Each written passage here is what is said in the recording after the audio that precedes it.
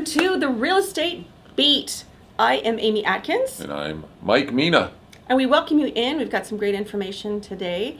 Mike, let's get right into it. I know that we've had some changes in rates and some things that happened last Thursday. So what is happening with rates and how are they affected by what's going on? Well, I think, Thursday we had a great day in the market before the Veterans Day holiday. And by the way, thank you for all your veterans, for all you guys do. Friday was an off day in the bond market. Today it's off a little bit. So what happened on Thursday was the CPI number came out, and that number didn't hit what they felt it was going to hit, meaning they thought inflation was going to be at probably at 0.3 or 0.4, I think was their number, and it came in at 0.2. And the numbers were below what they expected, which means inflation might be lower than what expected at this point.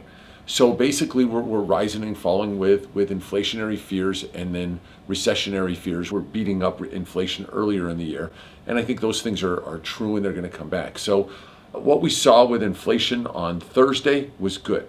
The thing I will warn about is they usually come out, in my 32 years in this business, they come out with a revised number. And if that number comes in higher, that could affect rates the other way. So we're going to be day to day, week to week, month to month on where inflation goes and what that's going to do to push that bond market. So I have never seen a bond market day in my 32 years like I did on Thursday, to the good side. I've seen it to the bad side many times. Yeah.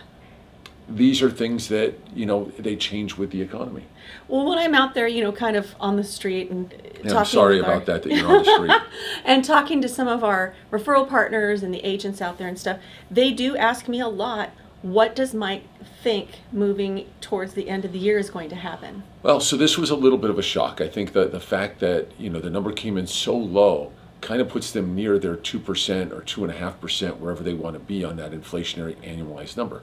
So what you do is you take away the, say, 0.7 from last October or November or whatever that was, and then you add in a 0.2, and it drops the overall percentage of where we are. So we have another month or two like that. It's gonna change some things. I mean, the Fed hasn't come off their stance of I'm going to raise interest rates in December, and that's kind of already built in. But a lot of people feel like, hey, now it's going to be 0.5% instead of 0.75%, and then maybe they're not going to do anything next year. And I still feel that where rates are going right now is, if the economy does kind of turn into this recessionary economy, that we could definitely see interest rates really start to go down next year, because the bond traders and the mortgage-backed security buyers are going to be out there, and they're going to be saying, hey, you know what? We're going to get in front of this. We're not going to go ahead and we're going to be buying more, because we feel that over time rates are going to go down. So it's better to buy now. Well, I know we've definitely pounded the drum with, buy real estate, buy real estate, buy real estate. We're not saying that just for us. You're saying that because? Well, I'm saying that because I think it's a great thing to do. I think that owning real estate is probably the most important thing you could do. But again, you got to buy something you can afford today. I'm not telling you go buy a $950,000 house with 0 down or 5% down or whatever, and trying to make the payment and 3/4 of your paycheck going to your mortgage. That's what we did in 06, and I was good at that. No, but so what I'm getting at is go in and buy something that's reasonably priced, that you can afford, that you can struggle through to get to the next pay raise or the next 2 pay raises, and you're like, okay, whew, I can breathe again. Then you're going to get moving a little bit better. Then a refi or 2 or 3 or 4 or 5, whatever that's going to take, dropping your interest rate, dropping your payment, getting a raise, that kind of thing will make your life easier. You think about the treadmill that you're on, or the treadmill or the hamster wheel, whatever you want to call that you're on, and you just keep going in the same place forever and ever if you're renting. And that's the reason why I don't like renters. The only renters I like are the ones that rent for me. And I think it's really important that people understand we're not sitting here pushing you to say, oh, jump into a house now because we're going to make money. You may or may not use Augusta Financial. We appreciate it when you do, but what it comes down to is you've got to have the idea of, is this a good thing? Well, think about where rents were when you got out of college. Think about where rents were 10 years later. Think about where rents are today. These people are going, that's a lot of money. And you look at what people are paying in rent, and where's your mortgage? If you bought that first house 20 years ago, where's that mortgage payment today? It's pennies. It's in the 1,100 range versus people that have stayed in rental properties for X amount of years. Yeah, I was trying to explain this to my son because he was like, well, I would only need a 30-year fixed. I'm looking at buying a property. And I said, your first house, how long do you plan on being in this first little place that you might be able to afford down the line? Because he's really trying to save for that. It's in his mind that he needs a 30-year fixed mortgage as a young person buying his first home. Yeah. Well, and people make such bad decisions too. And I'm not talking about your son because he's a great kid, but I was talking to a client today, and he's making $130,000 a year, and he's got a $2,100 car payment and a $900 car payment. Now you're making 11 grand a month. You're paying 3 grand in cars. He's going to qualify for another $2,000, maybe $2,200 on a mortgage. So where's his savings? Oh, I want zero down. Of course you do, because you have nothing saved. Yeah.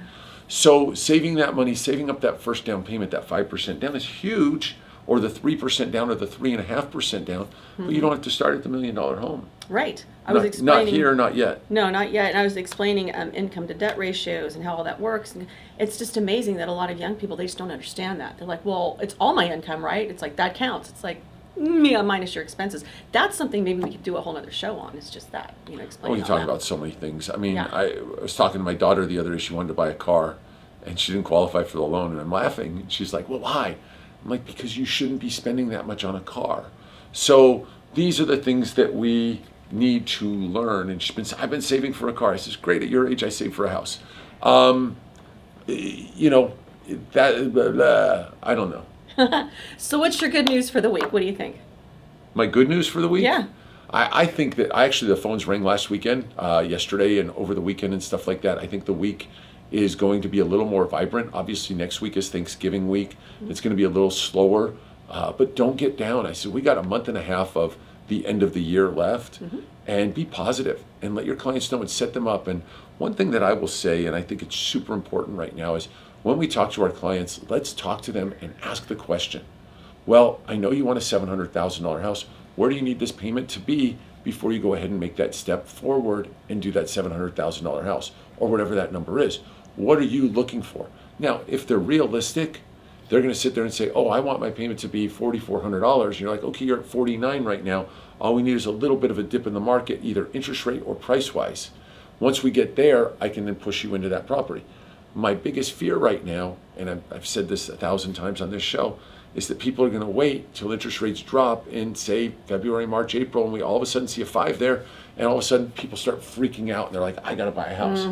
And I'm telling you, this was the busiest weekend I've had in a long time, and I think it's because the interest rates went down a little bit on Thursday. Everybody heard. I think they thought they went from 7 to 2, but they didn't. They went from 7 to 6.25-ish. That's kind of my thoughts is, get your clients prepared. Be prepared for what they're going to do and ask them the question. And the lenders should be asking this question too. If they're pre-approved with a lender, what should I be doing? What is the number that you want to be at? Where is that thing? What's the price point? Because we may see prices dip just a little bit more this year from what I'm seeing, and we may see interest rates drop a little bit more, and we might be able to get them in. So that's kind of my thing. So there's the message. Be positive, be prepared. And again, you know what you're really good at? You're good at taking someone from I want to I'm going to. We don't want to push anybody into anything they can't afford, but we definitely want to take them and take away that extra whatever they need and allow them to buy what they need to buy, which is going to be the smart thing for the future.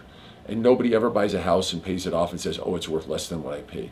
It's just absolute math. I just don't understand why everybody doesn't buy.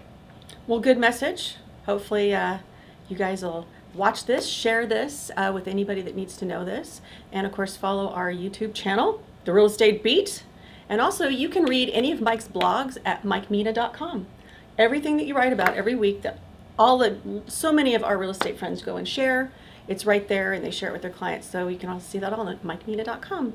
And again, thanks for watching us here on The Real Estate Beat with Mike Meena and Amy Atkins. And we'll see you next week.